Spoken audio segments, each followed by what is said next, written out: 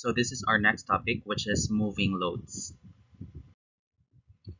As you observe, in moving loads, we always use this concept in building bridges and viaducts.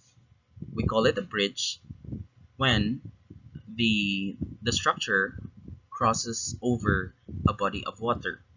And when we call it a viaduct when the structure or the road crosses over a body of land or another highway. And we always use a simple beam for us to be able to place a segment in every portion of the pavement because we're going to eliminate the cracking due to vibration of the crossing or of the vehicles, and also vibration from earthquake. And that's the reason why we always use segments.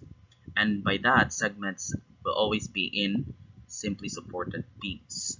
Say for example, a truck or other vehicle rolling across a beam or girder constitutes a system of concentrated loads at fixed distances from one another. Try to look at P1 and P2. These are the forces applied on the pavement by the wheels.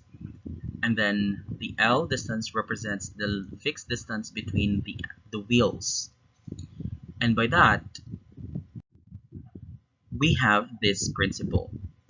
Number one, the maximum shear force occurs at and is equal to the maximum reaction. So we can conclude that the maximum shear is either the values of the reactions R1 or R2.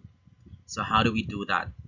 First, the left reaction R1 is maximum when the leftmost load is over R1. And the right reaction R2 is maximum when the rightmost load is over R2. Say for example, P1 and P2 with the distance L, and we have R1 and R2 as the vertical forces.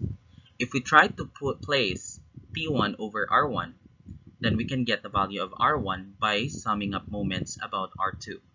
So R1 is solved. Next, we have this again. If we try to place P2 above R2, then we can get the value of R2 by summing up moments R1. Summing up moments at R1, then R2 is solved. So remember that we have already two values.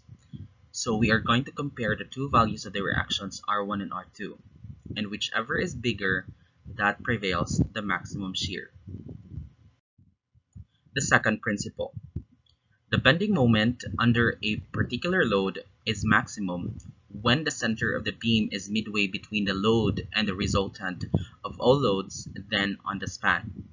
So for example, if there would be two loads on the span, therefore there would be two consideration of the loads. Say for example, we have this L length of the span, and then since we're trying to get the center line of the span, then it's appropriate to label it L over 2 on both sides. This is the midway. Also, for the car, if we try to consider the car, we have the forces P1 and P2 representing the vertical forces or concentrated forces of the car with the L distance. And we're going to get the resultant by solving the summation of forces vertical. And by that, we are going to get or determine or compute the location of the resultant by using the Varignon's theorem. So the total resultant or the resultant of forces times the board X is equal to the P1 force times its X1, and then the P2 force times the X2, so on and so forth, until such time mahurot ang tanang forces, Pn, Xn.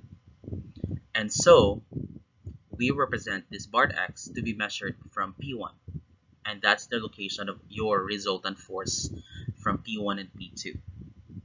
And by that, we will be considering two forces, P1 and P2, one at a time. So for example, let's go back here.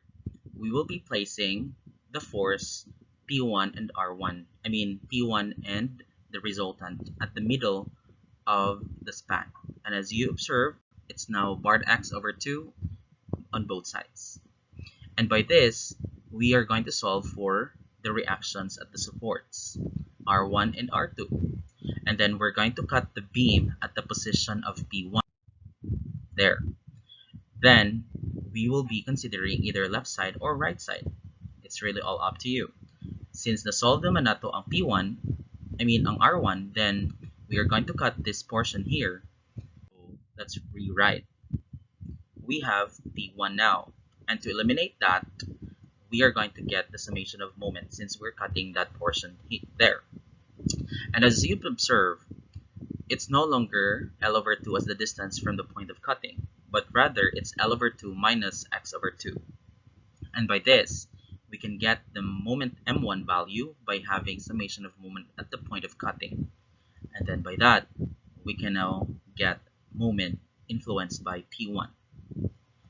And you do the same for the other loads. Let's proceed to our example number 1.